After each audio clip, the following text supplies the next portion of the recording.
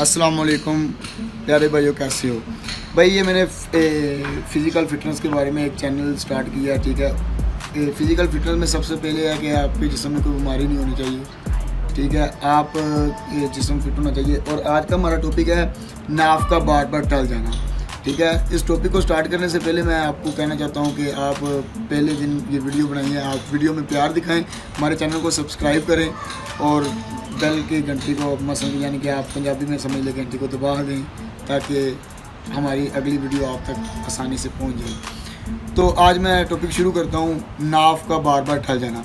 नाफ का बार बार टल जाने की वजूहात हैं। वजूहात में मैं आपको बता दूँ कि जिस्मानी कमज़ोरी, ठीक है, जिस्म कमज़ोर होना और लागर होना शुरू हो जाता है। पट्ठों का खिंचाव, सबसे ज़्यादा पिंडली में खिंचाव या पट्ठों का खिंचाव हो जाता है। और जिनसी फ़ाल में बेतरतीबी। जिनसी फ़ाल मैं जो भाई इसको नहीं जानते उनको बता दूँ, सेक्स में जो है ना बेतरतीबी यानी कि सही तरीके से ना होना, तब भी नाफ पड़ जाती है, ठीक है। उसके अलावा मैदे में गर्मी और खुश्की होना, मैदे का कमज़ोर होना, भूख का ज़्यादा लगना या भूख का बहुत कम लगना, ठीक है।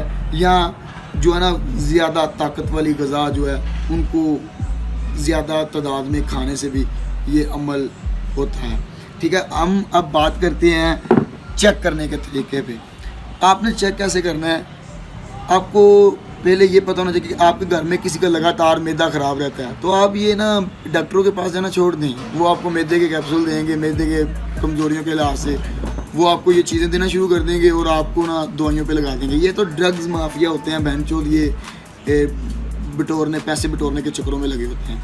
इसलिए मेरे पास नॉलेज है तो इंशाल्लाह मैं आप लोगों के पास पहुंचाना चाहता हूं कि आप इसको चेक करें घर में कि अगर मैदे में कोई बेतरतीबी है, अगर किसी बंदे को भूख नहीं लगती है, उसका जिस्म कमज़ोर हो रहा है या ज़्यादा लगती है, उसको जो है ना पखाना आप जानते हैं वो ज़्यादा आ रहा है और पतला आ रहा है, या उसको कब्ज़ है, तो आप अगर उसको नाफ वाली जगह पे पेन है तो आप क्या करें, आप पहले उसको डॉक्टर के पास ले जाने से पहले आप उसको घर में चेक करें कि इसको नाफ तो नहीं है। अगर उसको नाफ है तो आप उसका हल घर में निकाल सकते हैं, डॉक्टरों के पास जाने की ज़रूरत ही नहीं है, ठीक है। इसको कई डॉक्टर तो मानते हैं और कई तो मानते भी नहीं है। तो मैं आपको चेक करने का तरीका बता देता हूँ। इसको चेक करने का तरीका ये है कि आप एक पस्तान से यहाँ से नाफ का जो है ना पमाइश कर लें, ठीक है। फिर दूसरे पस्तान से नाफ की पमाइश कर लें।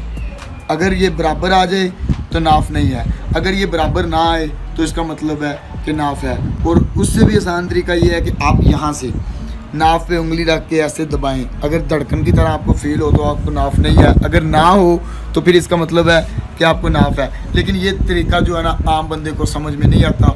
तो अगर आप ये भी पमाइश नहीं कर सकते कि आप कहते हैं कि हमारे पास कोई आला नहीं है पमाइश करने का, तो ये तो ऐसे जान छुड़ाने वाला काम बता दिया, तो तीसरा तरीका आपको बता रहा हूँ। तीसरा तरीका ये है कि आप स्ट्रेट खड़े हो जाएं। आप स्ट्रेट सीधे ऐसे आप पाँव जोड़ें, पाँव जोड़ के आप ऐसे हाथों को करें, ठीक है। ऐसे ये देखें, ये मैं आपको ये चीज़ दिखा रहा हूँ, ये जो दरमियान वाली ये इनको ऐसे लाइनों को ऐसे मिला के, ऐसे मिलाने के बाद आप बिल्कुल ना ऐसे सीधे खड़े होके आप ऐसे उंगलियों को मिलाएं। अगर तो ये उंगलियां बराबर हैं तो ठीक है, ठीक है। अगर ये बराबर नहीं है, अगर ऊपर या नीचे आती है तो इसका मतलब है कि आपको नाफ है, ठीक है। ये बिल्कुल आसान तरीका है, ये मैं खड़े होकर आपको समझाया। हो सकता है कि आवाज़ की प्रॉब्लम हो, आप लोगों को समझ ना आए, लेकिन मैं फिर आपको बताता हूँ कि पाँव को जोड़ के ऐसे ये इसको बराबर करके ऐसे करना है। अगर ऐसे देखना है, ठीक है, ऐसे सीधा ऐसे देखना है। अगर ये देखो, अगर ये आगे पीछे आ जाए, ये ऊंची हो, ये नीची हो, या ये ऊंची हो, ये नीची हो, तो इसका मतलब नाफ है। अगर बिल्कुल बराबर है तो आपको नाफ नहीं है, ठीक है। ये तरीके थे इसके। अब मैं आपको बताता हूँ इसका इलाज। इसका इलाज मैं पहले आपको बताऊँ, कहते हैं कि सबसे पहले आप कुरान को देखें, हदीस को देखें। नबी पाक सल्लल्लाहु अलैहि वसल्लम के मुंह से जो बात निकलती है अल्हम्दुलिल्लाह वो सच निकलती है और 100% सच होती है। तो नबी पाक सल्लल्लाहु अलैहि वसल्लम से किसी ने पूछा था कि मुझे बार बार मेरी नाफ टल जाती है। ये हम कह देते हैं नाफ का टलना, गांव में लोग कह देते हैं नाफ पै जाना, तो यार नाफ पै गई, तो यार मैंने दर्द होंदी। तो ये हम बात करते हैं नाफ के टलने की। तो नबी पाक सल्लल्लाहु अलैहि वसल्लम ने कहा था कि जब आप नहा के सर को तेल लगाते हैं ना, तो नाफ में भी थोड़ा तेल लगा लिया करें। इससे क्या होता है कि होंठ भी नहीं फटते, मैदे में खुश्की नहीं होती, बंदे को यहाँ तक कि बंदे को अल्सर भी नहीं होता, और इससे नाप भी जो है ना ठीक रहती है। और अब हम तरीका आपको बताते हैं जो आप कर सकते हैं इस्तेमाल के आप मेडिसिन के लिहाज से। तो आप किसी भी पंसार की दुकान से जाके 100 ग्राम नक शकनी ले लें और 100 ग्राम गूंद कीकर ले लें। 100 ग्राम नक शकनी ले लें और 100 ग्राम गूंद कीकर ले लें। इनको आप साफ़ करके पीस लें। पीसने के बाद इनको मिक्स कर लें और आप सुबह का नाश्ता करें। उसके बाद नाश्ता करने के बाद आधा चाय का चम्मच इसको आप ले लें पानी के साथ। फिर दोपहर के खाने के साथ नाश्ते के बाद लेना है आपने इसको। फिर इसको आधा खाने का चाय के चम्मच के साथ ले लें। फिर रात का डिनर करने के बाद आपको इसको ले लें।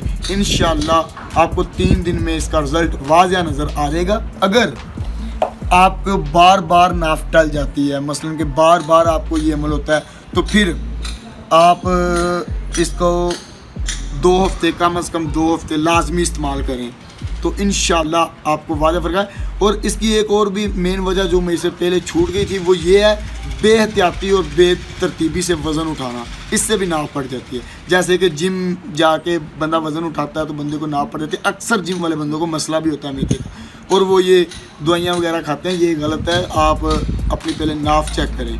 नाफ बजाते खुद कोई बीमारी नहीं है, लेकिन इससे पैदा होने वाली बहुत सी ख़तरनाक बीमारियां होती हैं, जैसे कि मैदे की बीमारी, क्योंकि हमारा निज़ाम एहज़ाम जो है ना वो सारा डिस्टर्ब हो जाता है, जिससे हमारा जिस्म कमज़ोर होना शुरू हो जाता है। इसलिए आप इन चीज़ों पे अमल करें। इंशाल्लाह नेक्स्ट वीडियो आपको आपके प्यार से जो जितना आप प्यार दिखाएंगे उतनी हम अच्छी वीडियो इंशाल्लाह बनाएंगे।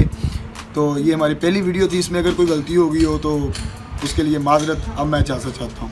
अगली वीडियो फिटनेस के लिहाज से आपको इंशाल्लाह मिलेगी, ज़रूर मिलेगी।